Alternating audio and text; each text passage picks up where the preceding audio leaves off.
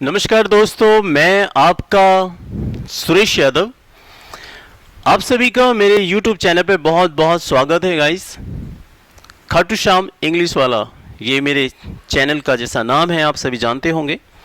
तो आप सभी का इस चैनल पर, खाटू श्याम इंग्लिश वाले चैनल पर आप सभी का स्वागत है। तो जैसा कि मैंने आपको बुड का यूज़ कराया और बुड के मैं आपको 3 पॉइंट पढ़ा चुका हूँ और आज मैं आपको बुड का चौथा पॉइंट पढ़ाने जा रहा हूं जो आपके एग्जाम के अकॉर्डिंग, यानी आपके एग्जाम को लेकर अगर मैं बात करूं तो ये बहुत ज़्यादा इंपॉर्टेंट है। तो हमारा पॉइंट है बुड का चौथा पॉइंट्स। तो समय को बर्बाद ना करते हुए हम पॉइंट 4 पे चलते हैं और ये वाला जो पॉइंट है बहुत ज़्यादा इंपॉर्टेंट है। सो प्लीज़ आप एक पेन ले लीजिए और एक नोटबुक ले लीजिए और लिखते रहिए जो मैं बोल रहा हूँ। तो लिखिए आप, इफ़ लगाकर यदि, इफ़ लगाकर यदि, मान लीजिए इफ़ लगाकर यदि पास्ट इंडेफिनिट टेंस दे रखा हो। कौन सा टेंस दे रखा हो गाइस? पास्ट इंडेफिनिट टेंस दे रखा हो। इफ लगाकर यदि पास्ट इंडेफिनिट टेंस दे रखा हो तो ठीक इसके आगे वाला सेंटेंस हमेशा, इसके ठीक आगे वाला सेंटेंस हमेशा वुड से बनता है। किससे बनता है? हमेशा वुड से बनता है। V1 यानी वर्ब की फर्स्ट फॉर्म और प्लस में ऑब्जेक्ट। ये रूल बहुत ज़्यादा इंपॉर्टेंट है, तो आप हमेशा याद रखिएगा कि इफ़ लगाकर यदि पास्ट इंडेफिनिट टेंस दे रखा हो तो आगे वाला सेंटेंस एक नया सब्जेक्ट आएगा और इस सब्जेक्ट के साथ हमेशा क्या आएगा? वुड आएगा और वुड के साथ V1 वर्ब की फर्स्ट फॉर्म आएगी। और ये क्वेश्चन पेपर में बहुत जंपिंग होता है और कई बार एग्जाम में आया हुआ है। तो कई बार एग्जामिनर क्या होता है, ऐसे पूछ लेता है। कई बार इस रूल को ये तोड़ मरोड़ के इस प्रकार से भी बनाया जा सकता है जो मैं आपको बता रहा हूं। तो आप दोनों तरफ फोकस कीजिएगा प्लीज। तो एक चीज पे ध्यान रखना है कि इफ लगाकर अगर पास्ट इंडेफिनिट टेंस है तो आगे वाला वुड से बनेगा, सब्जेक्ट वुड वर्ब की फर्स्ट फॉर्म प्लस ऑब्जेक्ट से बनेगा। या तो ऐसा होना चाहिए, या क्या करेगा एग्जामिनर कि ये वाला जो पार्ट है, ये वाला जो हिस्सा है, इसको इधर ले लेगा, इस साइड को, यानी सब्जेक्ट, ये हमारा सब्जेक्ट है गाइस। थोड़ा सा इसकी स्पेलिंग सही कर देते हैं हम।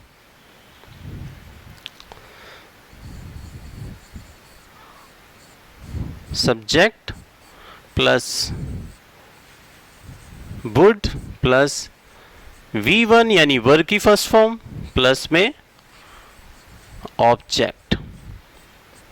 फिर क्या करेगा, ये वाला जो हिस्सा था इस पार्ट को इधर ले लेगा और ये वाला जो इफ है इस वाले हिस्से को यहां से इफ लगाकर पास्ट इंडेफिनिट टेंस को इधर जोड़ देगा। ये एक रूल ऐसा भी होता है और ये क्वेश्चंस आ चुके हैं पेपर में इससे, इसी पर आधारित। तो पास्ट इंडेफिनिट टेंस इधर आ जाएगा। डन। तो जैसा कि मैंने आपको बताया कि आप माइंड में सेट कर लीजिएगा प्लीज। इफ लगाकर यदि सेंटेंस का शुरुआत, यानी सेंटेंस की शुरुआत अगर इफ लगाकर पास्ट इंडेफिनिट टेंस से हो तो आगे वाला सेंटेंस किससे बनेगा? वुड प्लस वर्ब की फर्स्ट फॉर्म से बनेगा। या फिर ऐसे मान लीजिए कि अगर पहला वाला सेंटेंस सब्जेक्ट वुड वर्ब की फर्स्ट फॉर्म से बन रहा हो, सब्जेक्ट वुड वर्ब की फर्स्ट फॉर्म से बन रहा हो और ठीक इसके आगे क्या दे रखा हो? इफ लगा के पास्ट इंडेफिनिट टेंस दे रखा हो, तो आप इसे ऐसे याद कर लीजिए, इफ लगाकर अगर पास्ट इंडेफिनिट टेंस इधर दे रखा है तो पहले वाला किससे बनेगा? वुड प्लस वर्ब की फर्स्ट फॉर्म से बनेगा। तो इसी के आधारित, इसी रूल, इसी नियम के आधार पर क्वेश्चन एग्जाम्स के अंदर आते हैं। और जानते हैं ये जो मैंने रूल बनाया है इनको इंग्लिश में कहा जाता है कंडीशनल सेंटेंसेस, यानी शर्त वाले वाक्य। डन। तो थोड़ा सा मैं आपको यहाँ पे ये भी बताना चाहूँगा कि आखिर पास्ट इंडेफिनिट टेंस है क्या। अगर आपको पास्ट इंडेफिनिट टेंस का रूल ही नहीं पता रहेगा तो आप फाइंड आउट कैसे करेंगे एरर। सो प्लीज़ थोड़ा सा लिख लीजिए आप। पास्ट इंडेफिनिट टेंस, इसकी पहचान होती है जिन वाक्यों के अंत में यानी जो हम वाक्य बोलते हैं, बातचीत करते हैं, जिन वाक्यों के अंत में लिया, दिया, किया, हुआ, हुई, हुए, ली, दी, की, पी या ता था, ती थी, ते थे, ऐसे आदि शब्द आए तो उसे हम पास्ट इंडेफिनिट टेंस कहते हैं। जैसे मैं गया, मैंने चाय पी, ठीक है, मैंने उसे पैसे दिए, वह रो गई, ठीक है, वह मर गई, मैं कल पहुंचा, मैंने तुझे देखा, ये सारा क्या है? पास्ट इंडेफिनिट टेंस है। जैसे मैं बोलूँ पास्ट की हैबिट, यानी भूतकाल की कोई आदत बताएं, जैसे मैं खेला करता था, देखो ता था आ रहा है, मैं खेला करता था, वह मुझसे बात किया करती थी, ये भी क्या है? हमारा पास्ट इंडेफिनिट टेंस है। और इस पास्ट इंडेफिनिट टेंस को मैं टेंस का, जब मैं टेंस का वीडियो बनाऊंगा तब आपको मैं बहुत खुल के पढ़ाऊंगा, फिलहाल यहाँ जरूरत है इसलिए मैंने आपको थोड़ा सा बताया। तो पास्ट इंडेफिनिट टेंस के अंदर रूल क्या होता है? तो पास्ट इंडेफिनिट टेंस के अंदर रूल होता है हमारा, गाइस मैं रूल लिख देता हूँ ताकि आपको थोड़ा सा समझ में आ जाए, ठीक है। तो हमारा पास्ट इंडेफिनिट टेंस के अंदर रूल होता है सब्जेक्ट, कोई भी सब्जेक्ट हो, चाहे ही हो चाहे शी हो, उसके साथ आती है सेकंड फॉर्म। कौन सी फॉर्म आती है? वर्ब की सेकंड फॉर्म आती है, और फिर आता है हमारा ऑब्जेक्ट। एक तो ये रूल होता है हमारा पास्ट इंडेफिनिट टेंस का।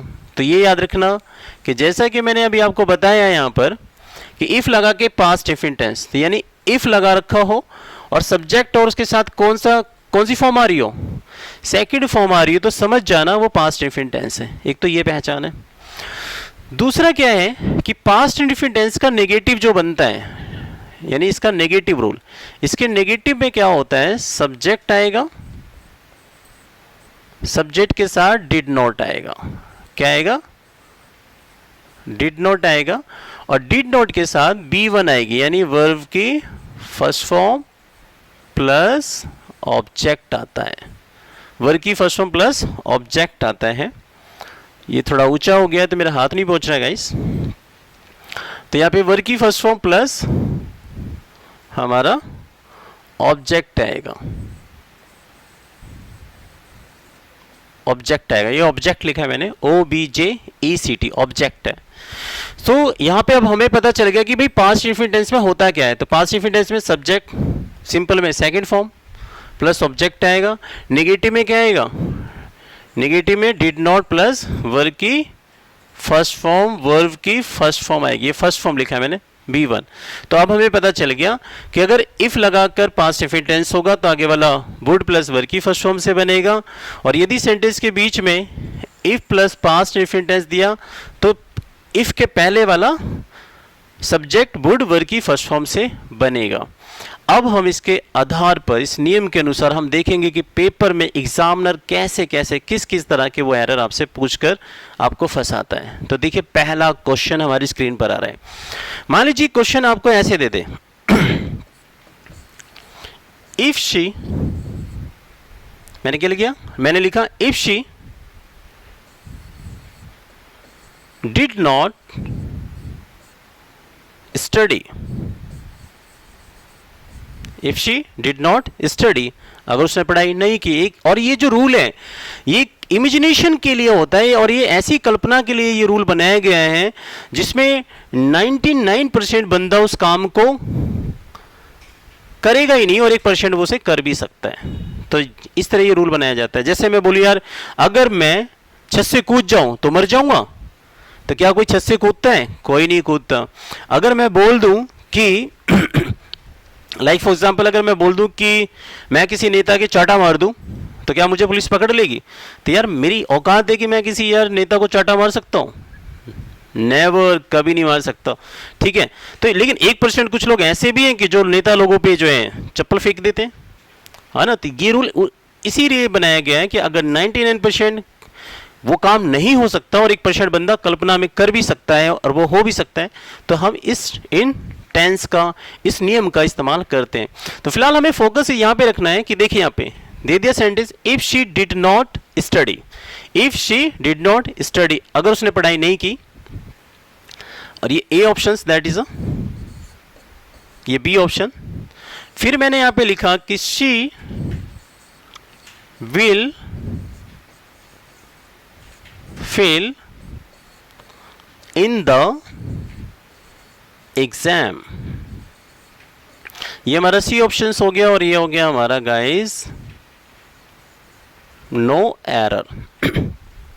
अब मान लीजिए क्वेश्चन नंबर 1 है, इसके 4 ऑप्शन आपको दे दे, ए गोला, बी पे सर्कल, सी पे सर्कल और डी पे सर्कल, और आपसे पूछे कि बताइए इसमें से कौन सा वाला पोर्शन गलत है। अगर ए गलत हो तो ए पे टिक लगाइए, बी पार्ट गलत तो बी पे टिक लगाइए, सी वाला गलत तो सी पे टिक लगाइए, और डी का मतलब हो गया नो एरर। जैसा कि मैं आपको पहली वीडियो बता चुका हूँ, नो एरर का मतलब है कि इस पूरे वाक्य में कोई गलती नहीं है। तो देखते हैं हम, तो मैंने आपको पढ़ाया इफ लगाकर पास्ट इंडेफिनिट टेंस। तो देखिए यहाँ पे क्या आ रहा है, डिड नॉट आ रहा है, और मैंने आपको बताया कि पास्ट इंडेफिनिट टेंस के अंदर डिड नॉट आता है। तो मैंने यहां से पहचान लिया कि ये वाला कौन सा टेंस बन रहा है, पास्ट इंडेफिनिट टेंस बन रहा है। तो ये इफ लगाकर यदि पास्ट इंडेफिनिट टेंस दे दे, इफ लगाकर यदि पास्ट इंडेफिनिट टेंस दे दे, तो आगे वाला वाक्य हमेशा वुड मॉडल से बनता है, वुड मॉडल से बनता है। और यहाँ पे देखिए सी ऑप्शन में क्या दे दिया, एक नया सब्जेक्ट आ रहा है शी, और सी के साथ क्या लगा है, विल। तो यहाँ पे भैया विल की जगह पर दोस्तों वुड आएगा। तो हमारा सी पार्ट गलत है, सी पे जाके हमें ऐसे टिक लगाना है और हमारे एक नंबर डन एग्जाम में। तो यहां पर विल की जगह पे क्या आना चाहिए था, विल की जगह पर वुड आना चाहिए था। तो एक एरर ऐसा एग्जाम में आपसे पूछा जा सकता है। चलिए गाइस, अब इसे नोट डाउन कर लीजिएगा। हम देखते हैं दूसरा एरर कैसे पूछेगा इस रूल के आधार पर। तो इसे इरेज कर देते हैं हम। गाइस, अगर आप लोगों को मेरी वीडियो अच्छी लगती है या मेरी वीडियो में कोई कमी हो तो प्लीज़ आप मुझे कमेंट करके ज़रूर बताइएगा, ताकि हम उसमें काफ़ी सुधार करें और आपके लिए बेस्ट टू बेस्ट सुविधा दे सकें। देखिए दूसरा एरर, सपोज कीजिए कि क्वेश्चन नंबर 21 हमारे सिस्टम पे आया और आपको पेपर में ऐसे देते, if it rained, if it रेन्ड, अगर बारिश हो गई। मैंने इमेजिनेशन कर दी, एक कल्पना कर ली, मैंने एक इमेजिनेशन की कि यार अगर इफ इट रेन्ड, अगर बारिश हो गई,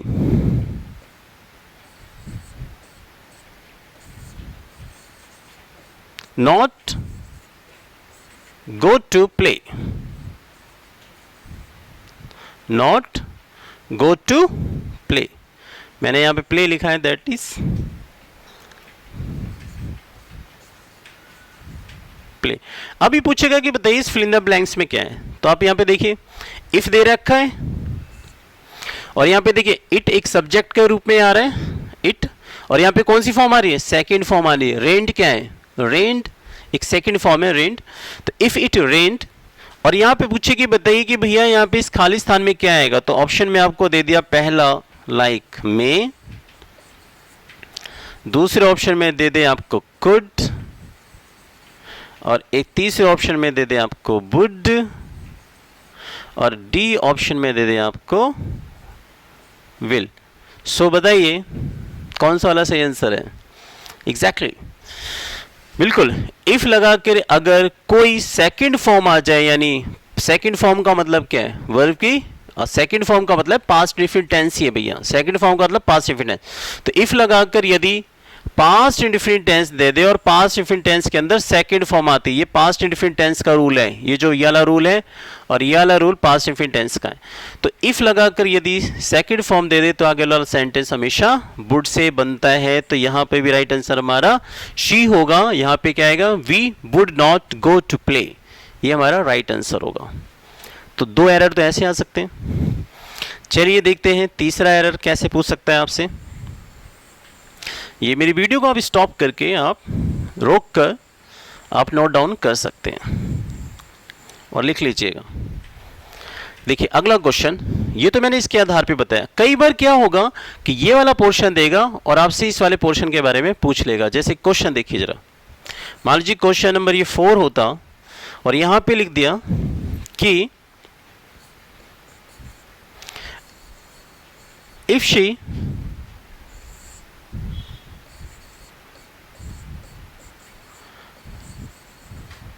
राम,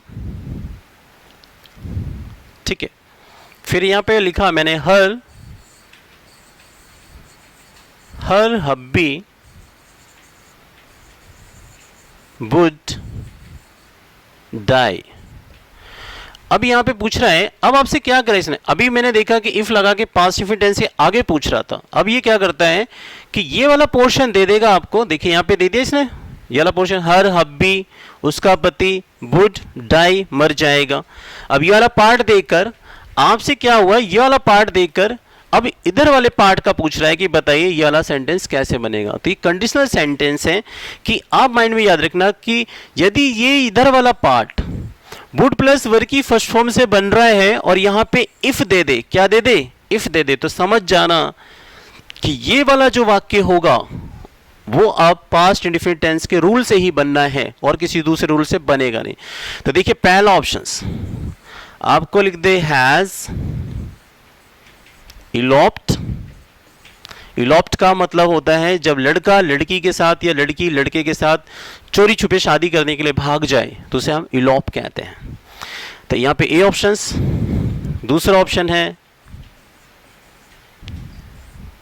इलॉप्स और सी ऑप्शन है इलॉप्ट और एक ऑप्शन है यहां पे हैड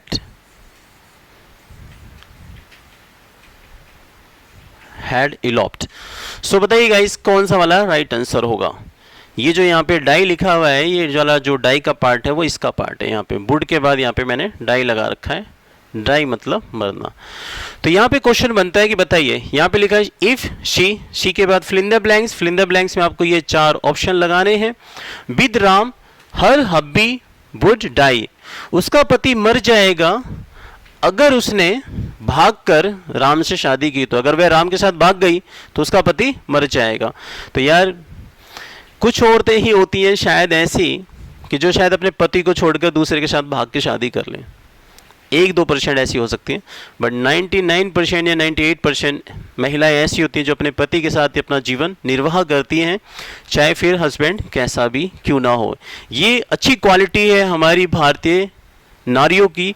सो एक सलूट तो बनता है भारतीय नारियों के लिए। Great, nice. सो मैंने यहाँ पे देखा कि ये वुड लग रहा है यहाँ पर और ये वर्ब की फर्स्ट फॉर्म है और आप आगे देखिए यहाँ पे इफ आ रहा है तो ये पास्ट इंडेफिनिट टेंस से बनेगा। और पास्ट इंडेफिनिट टेंस के अंदर क्या हैज आता है? नहीं आता, क्योंकि पास्ट इंडेफिनिट टेंस में हेल्पिंग वर्ब कौन सी आती है? डिड नॉट आती है। डिड आती है पास्ट इंडेफिनिट टेंस के अंदर, इसलिए मैंने इसे पहले ही लिख दिया ताकि आपको मिस्टेक ना हो, आपको पता रहे कि पास्ट इंडेफिनिट टेंस आखिर है क्या। तो क्या पास्ट इंडेफिनिट टेंस में इलॉप्स में एस लग के आएगा? नहीं। क्या पास्ट इंडेफिनिट टेंस में हेड आता है? बिल्कुल नहीं आता जी। पास्ट इंडेफिनिट टेंस के अंदर सेकंड फॉर्म आती है सिंपल में। सो राइट आंसर क्या है हमारा? सी इज राइट आंसर, इलॉप्ट। तो सेंटेंस बन गया हमारा, इफ शी इलॉप्ट विद राम, अगर वह राम के साथ फरार हो गई, भाग गई, हर हब्बी वुड डाई, तो बेचारा उसका पति मर जाएगा। सो ऐसा एरर भी आता है। तो इस तरीके से एरर पूछ सकता है। आगे देखते हैं कि किस प्रकार से एरर आपसे और पूछेगा। चलिए इसको इरेज करते हैं, आप प्लीज इसको उतार लीजिएगा। तो इस तरीके से एरर आया। ओके गाइस, अब हम थोड़ा सा इसके बेस पर एरर, ये मैंने आपको करा दिया आई होप। अब कई बार क्या होगा एग्जाम्स के अंदर, जैसे सीजीएल सीपीओ बैंकिंग के अंदर या बैंक पीओ के एग्जाम में या अदर एग्जाम सीडीएस के एग्जाम में ऐसे क्वेश्चंस भी आते हैं। देखिए गाइस, सो ऐसे क्वेश्चन दे दे मान लीजिए, और ये थोड़ा टफ हो जाता है। आपको ऐसे लिख दे क्वेश्चन नंबर 31 और आपको यहां पे दे दे इफ इट, मैंने ऐसे बना दिया, if it rained we will call off the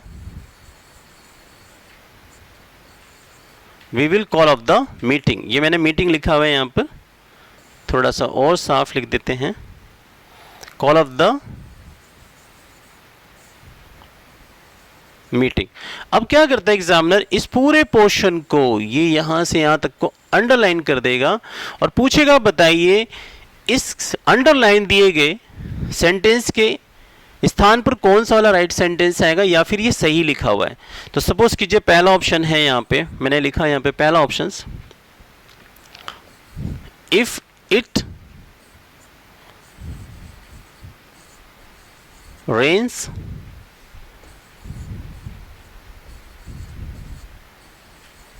we would call off the meeting. क्या ये इसकी जगह पर आएगा?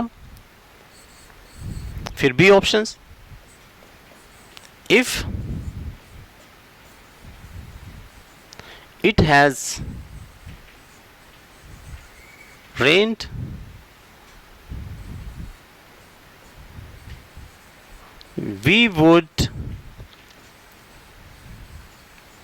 we would call of the meeting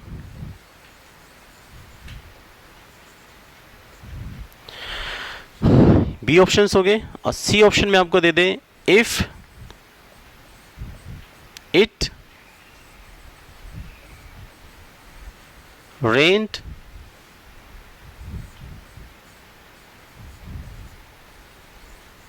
we would call off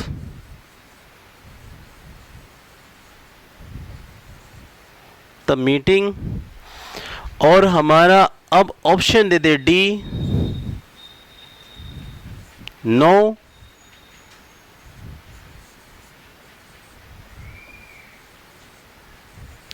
improvement.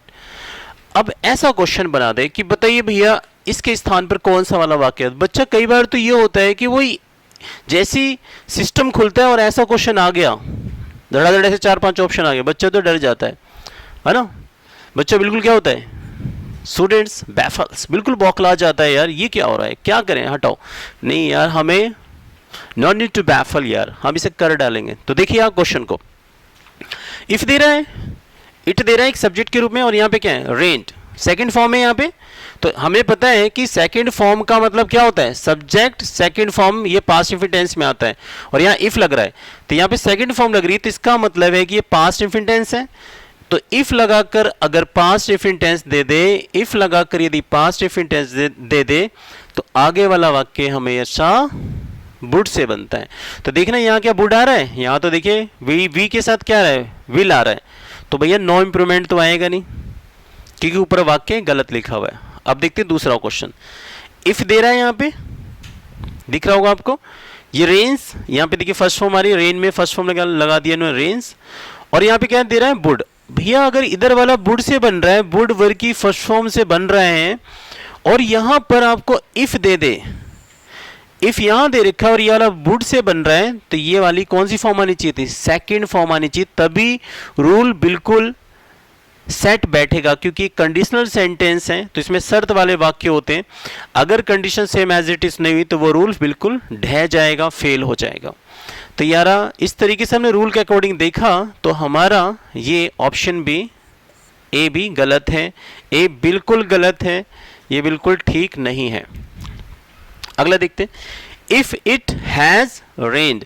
मैं आपको बता दूं, इफ लगाकर हैज या हैव कोई सेंटेंस बन ही नहीं सकता। अगर इफ दे दे और इफ के आगे हैज हैव दे दे, क्या दे दे, हैज हैव और थर्ड फॉर्म दे दे, तो देखिए यहाँ पे हैज है, यहाँ पे देखिए इफ दे रहा है यहाँ पे, और इफ के साथ यहाँ देखिए हैज, और ये देखिए रेन की सेकंड फॉर्म या थर्ड फॉर्म मान लीजिए, रेंड दे रखी है, तो ये वाला रूल तो बिल्कुल गलत है, बनना ही नहीं है, सोचना ही नहीं है इस पे। तो फिर देखिए हमारा third option, if it rained, देखिए सेकंड फॉर्म आ रही है, अगर बारिश हुई, we would call off the meeting, तो हम मीटिंग को क्या करेंगे, रद्द कर डालेंगे। हम बारिश हुई तो ठीक है, तो हम मीटिंग को रद्द कर देंगे। तो कॉल ऑफ का मतलब क्या होता है, रद्द करना, रद्द करना, तो हम मीटिंग रद्द कर दे। तो हमारा इस प्रकार से सी वाला जो ऑप्शन है वो बिल्कुल ठीक है, क्योंकि ये जो हमारा कंडीशनल सेंटेंस का जो रूल है उसको बिल्कुल ये फॉलो कर रहा है ग्रामेटिकली। तो सी इज द राइट आंसर। सो आपके हमारे एग्जाम में गाइस इस प्रकार से क्वेश्चंस आते रहते हैं। एक लास्ट क्वेश्चन और करते हैं ताकि कोई चूक ना हो जाए। चलिए मैं इसको इरेज कर देता हूं। आई होप, उम्मीद करता हूँ शायद आप सभी को समझ में आ रहा होगा मैं क्या पढ़ाना चाह रहा हूँ और ये कैसे कैसे एरर आते हैं एग्जाम्स के अंदर। अगर आप में से किसी भी स्टूडेंट्स को कोई प्रॉब्लम होती है तो प्लीज़ आप मुझे कमेंट करके ज़रूर बताइए प्लीज़, ताकि हम उसको अच्छे से सुधार कर सकें। एक क्वेश्चन इसके बेस पे देख लेते हैं। मान लीजिए क्वेश्चन यहाँ पे दे दें, she fill in the blanks take it ill. Take it ill का मतलब होता है बुरा मानना। क्या होता है? बुरा मानना। इसे दोबारा लिख देते हैं हम। टेक इट इल का मतलब होता है बुरा मानना। शी टेक इट इल, वह बुरा मान जाएगी। If you did not call her, अगर आप उसे बुलाएंगे नहीं तो वह बुरा मान जाएगी। सपोज कीजिए क्वेश्चन मैंने ऐसे करके बना दिया यहाँ पे। अब यहाँ पे मान लीजिए क्वेश्चन नंबर 11 होता और ये आपके सामने ऐसे 4 ऑप्शन होते हैं। 4 ऑप्शनों में पहला ऑप्शन विल, दूसरा ऑप्शन शुड, तीसरा ऑप्शन है यहाँ पे हमारा वुड, और डी ऑप्शन में हम ले लेते हैं लाइक कैन। अब 4 ऑप्शन दे दिए, तो देखिए इस रूल को फॉलो करो। इफ लगाकर यदि पास्ट इंफिनिट टेंस देते तो देखिए यहाँ पे इफ ये रहा, और पास्ट इंफिनिट टेंस में क्या आता है? डिड नॉट आती है, और ये देखो इसके साथ क्या लग रहा है? वर्ब की first form. If you did not call her, अगर आपने उसे फोन नहीं किया, अगर आपने उसे फोन नहीं किया तो इफ लगाकर ये पास्ट इंफिनिट टेंस दे रहा है, इफ लगाकर ये पास्ट इंफिनिट टेंस दे रहा है, तो भैया इसके पहले वाला सेंटेंस किससे बनेगा? वुड से बनेगा। तो यहाँ पे देखिए, यहाँ एक सब्जेक्ट है और यहाँ भी देखो सब्जेक्ट है, और यहाँ पे देखो टेक इट इल। टेक मतलब फर्स्ट फॉर्म आ गई, टेक इट इल मतलब बुरा मानना मैंने लिख दिया ये, क्योंकि ये एक फ्रेज वर्ड है। तो यहाँ पे क्या आना चाहिए था? Helping verb. वुड आना चाहिए, तो क्या विल आएगा? नो। कैन आएगा? नो। शुड आएगा? No. The right answer is there would. तो क्वेश्चन कई बार क्या होगा, ऐसे ये इफ वाला पास्ट इंफिनिट टेंस वाला वाक्य इधर लास्ट में कर देगा इधर, और ये वाला पोर्शन इधर कर देगा। तो ये दोनों ही रूल फॉलो किए जाते हैं एग्जाम्स के अंदर, और इनसे ही रिलेटेड क्वेश्चन आते हैं गाइस। आई होप, मैं उम्मीद करता हूँ कि आप सभी को ये वुड का चौथा पॉइंट अच्छे से समझ में आ गया होगा, क्योंकि मैंने इसके बहुत सारे मतलब एग्जाम्पल दिए हैं आप सभी को। और वुड से रिलेटेड और कैसे कैसे क्वेश्चंस आएंगे मैं आपको अपनी एक PDF दे दूंगा, जिससे आप प्रैक्टिस सेट करके आप चेक कर सकते हैं कि आप कहाँ पे मिस्टेक कर रहे हैं और आप कितना अच्छा स्कोर कर रहे हैं इसके अंदर।